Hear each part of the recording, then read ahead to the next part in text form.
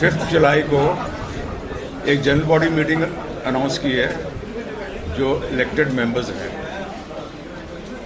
उन्होंने they have given 49 points for discussion on the 5th। We are before that have certain points which we want to bring to your notice and then see what we can discuss with them. That is the agenda, basically. As well as a long list of points, we'll give it to you a printout. But the basic issue I want to touch upon is that I was allotted my plot in 1972. Hindi में okay 1972 में मुझे allot हुआ था, thanks to the vision of colonel Naseeb Singh, जिन्होंने ये colony float की। Government से इधर उधर दौड़ दौड़ के उन्होंने ज़मीन अलॉट कराई और बौजा की फौजियों को ये जगह अलॉट करेंगे। उस टाइम जो अलॉटमेंट थी या सर्विंग या रिटायर्ड फौजियों के लिए थी। उसमें जो बाई लॉज मुझे दिए गए इन 1972, उसमें there was no restriction on any one of us who were allotted the plot that I can not sell it to a civilian. उसमें ऐसा कोई प्रोविजन ही नहीं था। There was no such by law. अभी after more than 60 years जो committee अभी बनी है, they want that they should introduce a clause by which a person who has been allotted a plot cannot sell it to a civilian. He can sell it to only a Fauji. Now I want to tell you something more, that there are, sorry Hindi थोड़ी कम आती है, there are many colonies जो army वालों के लिए बनी है in India. I'll give you one example of Pune. AWHO ने एक वहाँ कॉलोनी बनाई, बने बनाए मकान फौजियों को दिए। सिर्फ उन्होंने ये प्रोविजन रखा अलॉटमेंट से पहले कि you can sell it but only to a फौजी। बाकी जो जितनी भी कॉलोनीज बनी हैं इन इंडिया फॉर फौज, there is no such provision, specially where that it is not a constructed house but a plot allotted to you. Presently, I live in Gandhinagar, in my father's house, and I can tell you that almost 50% houses in Gandhinagar have been sold. My immediate neighbor bought that plot from a Kashmiri Pandit. वो चला गया इनको बेच के, वो वहाँ रह रहे हैं 60 सालों से। वो कहते हैं जी इधर उधर हाउसिंग वालों के पीछे दौड़ते रहो तो काम नहीं चलता। वो कोर्ट में जाते हैं, 100 रुपये का एक एफिडेविट भरते हैं and they do the allotment to the other person. अभी अगर ये इम्पोज करेंगे तो मैं क्या करूँगा? मैं भी करूँगा यार, मेरा प्लॉट बिक रहा है, बेच दूंगा उसको, पावर अडवानी दे दूंगा, बोलूँगा भाई बना, नाम मेरे पे रहेगा, 99 ईयर्स की लीज दे दूंगा, उसके बाद मैंने भी मर जाना, उसने भी मर जाना, बात खत्म हो जानी। तो इसको इंट्रोड्यूस करने का कोई एडवांटेज नहीं है, बल्कि जो सोसाइटी है that will lose some income. जो आपका प्लॉट बेचने से आपको मिलता था वो 2.5-3 लाख रुपए, वो आपके खत्म हो जाएंगे। As on date almost 70% colony is that of the civilians. Army वाले बेच के चले गए, उन्होंने घर बना लिए, कॉलोनी उनके सर पे चल रही है और उनको they have no right to vote. ये बात समझ में नहीं आती कि जो आदमी वहाँ रह रहा है उसको वोट करने का अधिकार क्यों नहीं है? कोई तो प्रोविजन होना चाहिए।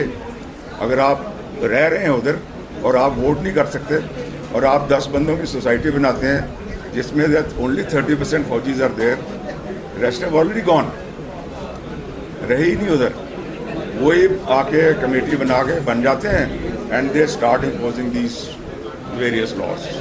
I'm surprised that people have accepted this. I don't know why. So it is for that reason that this organization is collected today to streamline the points which we want to raise in the general body meeting on the 5th of July with the management. Thank you.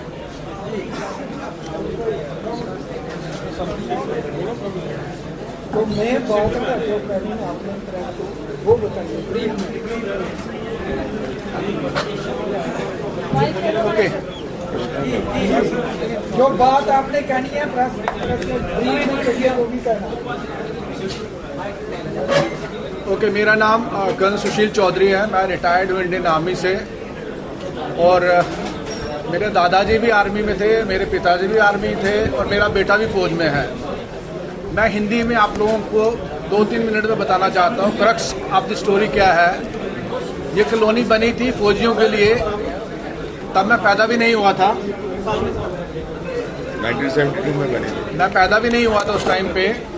ये colony बनी थी cooperative society, जिसका purpose था welfare of the Indian army soldiers जो उस time serving थे और जो रिटायर्ड हो चुके थे। लेकिन किसी कारणवश कॉलोनी की डेवलपमेंट जो 72 से लेके 90 तक ज़्यादा नहीं हुई, और जो फौजी थे वो ज़्यादा से ज़्यादा रहते थे गांव में। रिटायर्ड जेसीओ साहब लोग थे, जवान थे, कुछ ऑफिसर थे। कुछ ऑफिसर्स ने यहाँ घर बनाए, कॉलोनी की डेवलपमेंट शुरू हुई, और जैसे नेशनल हाईवे के जो आप जानते हो बाईपास बना तो कॉलोनी की वैल्यू बहुत बढ़ गई। जैसे कॉलोनी की वैल्यू बढ़ी तो वो लोग जो यहाँ नहीं रहते थे, किसी कारणवश उनको फाइनेंशियल रिक्वायरमेंट थी, पैसे की ज़रूरत थी, तो मजबूरी में उन लोगों ने अपना प्लॉट बेचना शुरू किया। और ये बेचना शुरू किया with the approval of the that time existing society जो भी थी। अब क्या हुआ, over a period of time society change होती है, जैसे रूल है 3 साल के बाद में सोसाइटी नहीं बनती है। किसी कारणवश पिछले 10 सालों में सोसाइटी नहीं थी। पिछले 3 महीने से सोसाइटी बनी है, और हम सबको जो सैनिक कॉलोनी में जो रहते हैं, जो सिविलियन है, फौजी है, उनको ये उम्मीद थी कभी सोसाइटी बनी है तो बहुत तरक्की होगी सोसाइटी की। जो हमारे मेन मुद्दा थे डेवलपमेंट ऑफ द कॉलोनी, जिसमें रिक्वायरमेंट थी हॉस्पिटल की। सैनिक कॉलोनी में कोई हॉस्पिटल नहीं है, वहाँ कम से कम 6000 प्लस रेजिडेंट्स हैं। प्लॉट्स मेरे नंबर थोड़ा नीचे ऊपर हो सकते हैं, बट 6000 अप्रॉक्सीमेटली वहाँ पे प्लॉट है। दुकानों को छोड़ के अगर उनको मिलाएंगे तो 8000 हो जाते हैं। सो सबकी उम्मीद थी कि तरक्की होगी हमारी कॉलोनी की, बट किसी कारणवश फॉर सम रीजंस, मैं किसी को पर्सनली नहीं बात कर रहा हूँ, जो मेंबर्स थे उन्होंने अपने एजेंडे बनाए। वो एजेंडा पब्लिकली सबको शेयर किया गया। उसके अंदर में सबसे पहला पॉइंट जो मैं हाईलाइट करना चाहता हूँ वो था ग्रांट ऑफ ऑनरोरियम, जो सीरियल नंबर 2 पे है। ये जो मेंबर्स थे, इन्होंने अपना जब ये वोटिंग के लिए आए थे आगे, इन्होंने लिखा था, अपना एजेंडा बनाया था कि हम ऑनरोरियम नहीं लेंगे। तो सबसे पहला पॉइंट जो इन्होंने वायलेट किया वो सीरियल नंबर 2 है। अब ये पॉइंट आना नहीं चाहिए एजेंडा में, जब आपने एजेंडा में लिखा था अपने एजेंडा में कि हम ऑनरोरियम नहीं लेंगे, हम free of cost social service करेंगे सोसाइटी के लिए। दूसरा जो पॉइंट है amendment to the existing laws of 1972, जब सोसाइटी बनी थी उसमें जैसे सर ने बताया कि सर तो ओरिजिनल अलॉटी है, मेरे फादर भी ओरिजिनल अलॉटी है इस प्लॉट का वहाँ पे सैनिक कॉलोनी में। उसमें कोई क्लॉज नहीं है कि आप अपना प्लॉट नहीं बेच सकते हो। उस टाइम पे 1972 में 1500 रुपया भी बहुत बड़ा एक अमाउंट होता था फौजी के लिए, जेसीओ जवान के लिए, and similarly 3000 for the officer. तो क्या हुआ, over a period of time value बढ़ गई, लोग रिटायर्ड हो गए। जे.एंड.के एक डिस्टर्ब स्टेट है, कुछ लोग जम्मू से बाहर चले गए, अपने अपने घर बना लिए।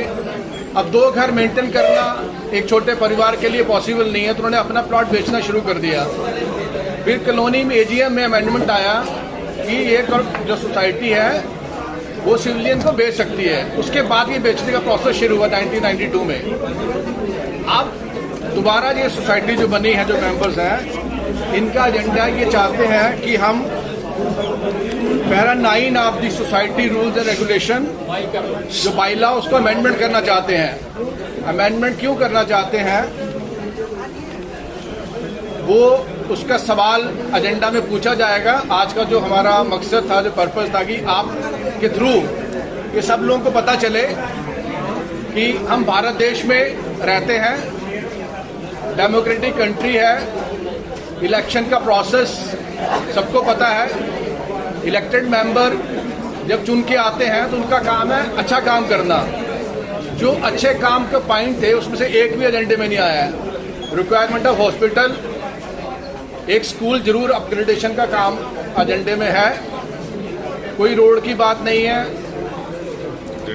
ड्रेनेज का कोई इशू नहीं है इसके अंदर में, साफ सफाई का कोई इशू नहीं है इसके अंदर में। कैसे हम सोसाइटी को एनक्रोचमेंट फ्री करें, उसकी कोई बात नहीं हो रही है इसके अंदर में। खाली सिविलियन और फौजी में डिवाइड करने का जो इशू है वही एजेंडा दिखता है। और मैं एक फौजी हूँ, जैसे मैंने बताया मेरा बेटा भी फौजी है, तो 4th जनरेशन इंडियन आर्मी को हम सर्व कर रहे हैं। सिविलियन ही थे हम भी, मेरे परदादा दादा से दादा वो भी तो सिविलियन थे। सिविलियन ही फौजी बनते हैं, कोई फौजी भगवान ऊपर से नहीं पैदा करता है। ये डिवाइड नहीं चलेगा। हम डेमोक्रेटिक कंट्री में है, भाईचारे से रहेंगे।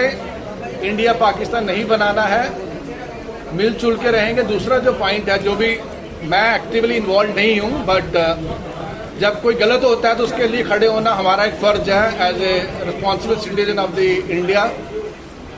अब मैं ये कहना चाहता हूँ कि जो वोटिंग राइट है, आप सिविलियन को वोटिंग राइट दो, वो एजेंडा होना चाहिए।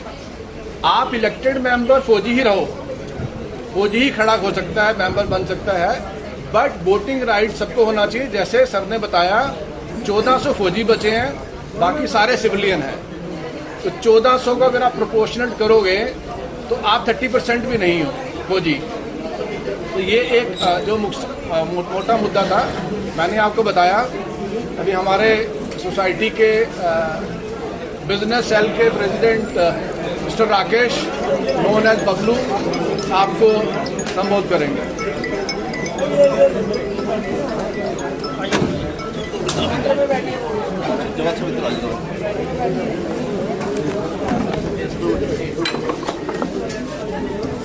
सर ये मेन मुद्दा जो है ना, मेन मुद्दा वो बोला है ज़्यादा लंबा। जी मैं मेन आपको शॉर्टकट में, आपको मैं बड़े शॉर्टकट में जी सर देखिए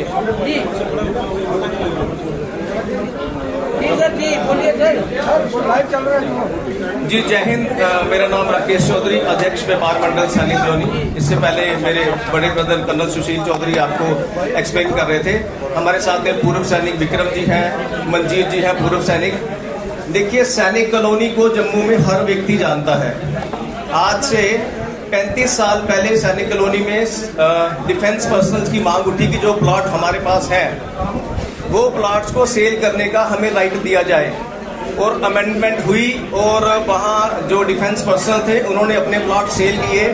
कुछ लोग आउट ऑफ स्टेट सेटल हो गए, कुछ डिफेंस के लोग कहीं बाहर चले गए, कुछ डिफेंस के स्टेट के लोग जिनके 2-2 बच्चे थे, एक प्लॉट 2 बच्चों के नाम पे नहीं हो सकता था, तो उनको सेल करने का राइट जो है उनको मिला और ये पास हुआ। इसके बाद 35 सालों से तमाम जम्मू के लोग, जम्मू के डॉक्टर्स, जम्मू के इंजीनियर, स्टेट गवर्नमेंट के लोग, पुलिस के लोग, ब्यूरोक्रेट, सब लोग सैनिक कॉलोनी में आके बस गए, क्या बैंक वाले क्या व्यापारी। अब आज 35 साल के बाद जो मैनेजमेंट आई है, कुछ लगभग 7-8 साल यहाँ एडमिनिस्ट्रेटर रहा है, उसने भी किसी की ट्रांसफर के ऊपर डिफेंस और एक्स डिफेंस में कोई फर्क नहीं किया। जो भी डिफेंस पर्सन ने प्लॉट मार्केट रेट पर बेचे हैं, सेल किए हैं, उनकी ट्रांसफर हो जाती थी। गवर्नमेंट द्वारा लगाए गए एडमिनिस्ट्रेटर भी ट्रांसफर कर देते थे। लेकिन अब जो नई मैनेजमेंट आई है, जब से वो आए हैं, उन्होंने नॉन डिफेंस पर्सन्स के नाम पे ट्रांसफर बंद कर दी है, सिवाय 1-2 डेथ केस के। बट जो लोग जिंदा हैं उनका क्या? किसी ने प्लॉट बेच के बच्चे की शादी करनी है, किसी ने प्लॉट बेच के 2 बच्चों को बाहर सेटल करना है, तो बाउंड कर दिया गया है। और ये भी हमारे ही लोग हैं जो सोसाइटी में मैनेजमेंट में आए हैं, they are very much our own people. 300 के करीब वोट लेके जीते हैं ये लोग। यू कैन आस्क 300 के आसपास वोट्स लेके जीते हैं, 300 या 280 वट एवर 330। अब सैनिक कॉलोनी में 70% लोग जो है नॉन डिफेंस पर्सनल हैं। एक ही परिवार में एक भाई डिफेंस में है, एक भाई नॉन डिफेंस का है। तो अब ये लकीर खींच देनी और एजेंडा पॉइंट में पूरी सैनिक कॉलोनी में इस वक्त हलचल है। सबके दिमाग में ये है जो आशियाना हमने बनाया है, 35 साल से रह रहे हैं, सारी उम्र वहां दे दी, और अब आज आगे जो एजीएम होने वाली है, कहीं ये पॉइंट वहां पास ना हो जाए कि आपकी प्रॉपर्टी राइट जो है वो बाउंड कर दिया जाए कि आपने डिफेंस पर्सनल को ही सेल करना है। इस बात को लेकर जो प्रेस कॉन्फ्रेंस आज सिविल सोसाइटी और डिफेंस पर्सनल की है सैनिक कॉलोनी में, मेरे से पहले कर्नल सुशील चौधरी मेरे बड़े भाई, 4 जनरेशन इनकी फौज में है। इनके फादर साहब मेरे फादर के साथ पंजाब रेजिमेंट में थे, हाजी पीर जाके उन्होंने अटैक किया था, पंजाब रेजिमेंट में थे। बेटा भी इनका आर्मी ऑफिसर है, सर्विसेज दे रहा है। मनजीत सिंह जी हैं, हमारे पूर्व सैनिक हैं, इन्होंने पूरी लाइफ फौज को दी है। हमारे नेवी के Marcos commando retired Vikram ji हमारे साथ हैं, यंग मैन विक्रम जी हैं। तो ये पूरी सैनिक कॉलोनी की आवाज है, सैनिक कॉलोनी को बाउंड कर दिया गया है। अब तर्क ये देते हैं कि किसी ने ये पॉइंट दिया है, किसी ने ये पॉइंट एजेंडे में डाला है, किसी ने भी डाला है। आप आओ इसको ओपनली अपोज करो कि ये इस तरह का जो है मार्शल लॉ सैनिक कॉलोनी में नहीं चलेगा। हम लोग इसको किसी भी हालत में एक्सेप्ट हमारी सैनिक कॉलोनी की सोसाइटी नहीं करेगी। डिफेंस वाले, एक्स डिफेंस वाले, we all are brothers, we all are one. तो ये इसके लिए, इसके उपलक्ष्य में आज प्रेस कॉन्फ्रेंस थी हमारी। मांग क्या? हमारी मांग ये है कि जैसे आज तक 35 सालों से चल रहा था, defence person non defence personnel को अपनी प्रॉपर्टी सेल कर सकता था, उसको राइट था पूरा, वही जो प्रक्रिया चल रही है वही कंटिन्यू होनी चाहिए। ये पूरी सैनिक कॉलोनी की मांग है। अभी ये इम्प्लीमेंट हो चुका है कि सैनिक कॉलोनी में जितने भी लोग हैं वो अपना प्लॉट सेल नहीं कर सकते या मकान सेल नहीं कर सकते, ये इम्प्लीमेंट हो चुका है। जब से नई मैनेजमेंट आई है, किसी सेल वाला जो है वो ट्रांसफर नहीं हुआ है। नंबर 1 मैं बता चुका हूँ कि 1-2 डेथ केस इन्होंने किए हैं, लेकिन जो जिंदा है उनका क्या? जिसने बच्चे की शादी करनी है, बेटी की शादी करनी है, प्रॉपर्टी गहना होती है, बंदा इमरजेंसी के रखता है, वो कहाँ जाएगा? किसी ने बच्चे को अब्रॉड भेजना है, वो कैसे जाएगा? बताओ, बॉन्ड हो गए ना आप, उसको तो आज की जरूरत है। आप 6 महीने बाद करोगे, पता नहीं वो सर्वाइव भी करेगा इस टेंशन में। इस लेवल का जो टेंशन जो है, इस लेवल की टॉर्चर इस लेवल का लोगों को दिया गया है। अब ये एजेंडे में रखा गया है। सबसे पुरानी डिमांड गवर्नमेंट हॉस्पिटल की थी, वो इसमें नहीं है। गवर्नमेंट हॉस्पिटल सबसे पहले चाहिए ना, बाकी सेल परचेज बाद में, इसमें डाला ही नहीं है। हम लोग ये रिक्वेस्ट कर रहे हैं जो जेन्युइन पॉइंट्स हैं उनको डाला जाए, और जो इस तरह के जो सोसाइटी को डिवाइड करने वाला एजेंडा है उसको बीच में इंक्लूड ना किया जाए। अगर ये पास हो गया एजीएम में तो फिर हम लोग तो बाउंड हो जाएंगे, तो सैनिक कॉलोनी में तो लोगों की तबाही हो जाएगी। तो इस बात को लेकर दूसरी बात, पेट्रोल पंप का पॉइंट इसमें कोई नहीं डाला गया। क्रीमेशन ग्राउंड इतनी पुरानी डिमांड है, इसमें नहीं डाला गया। फायर ब्रिगेड की डिमांड है, नहीं डाला गया।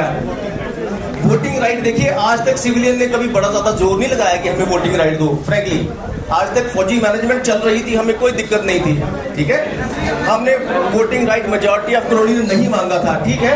फौजी हमारे डिफेंस वाले जो है सोसाइटी ऑफिस में इसको चलाते थे, हमें दिक्कत नहीं थी। दिक्कत हमें आज हो गई, इसलिए आज वोटिंग राइट मांग रहे हैं 70% लोग। 70% लोग सिविलियंस हैं।